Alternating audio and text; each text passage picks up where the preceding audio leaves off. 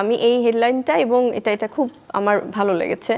এবং ফেসবুকে স্ট্যাটাসে লিখছিলেন যে ভবিষ্যতে কার কাছে থাকবেন বুবলি। লাইফে বিয়ে করেও কাউকে বলতে পারিনি আমি বিয়ে করেছি, মা হচ্ছি এটাও আমি বলতে পারিনি যে মা হচ্ছি। চিত্রনায়িকা বুবলি আমেরিকাতে শাকিব খানের সাথে ভালোই আছে, হাসি খুশিতেই রয়েছে, বাচ্চাকে নিয়ে বিভিন্ন জায়গায় ঘুরছে, এমনটাই সোশ্যাল মিডিয়াতে ঘুরে বেড়াচ্ছে। কিন্তু ঠিক অন্যদিকে যেন অন্য চিত্র ঘুরে বেড়াচ্ছে।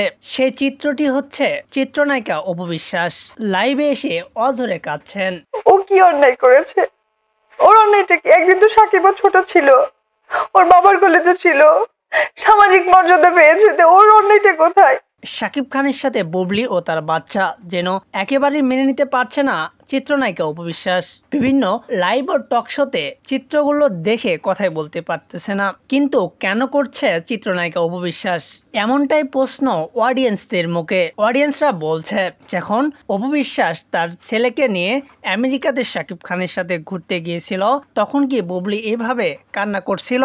দর্শক কেন এমনটা করছে চিত্রনায়িকা অপু বিশ্বাস? বিস্তারিত কমেন্টস বক্সে বলুন। আর এতক্ষণ আমাদের সাথে থাকার জন্য ধন্যবাদ।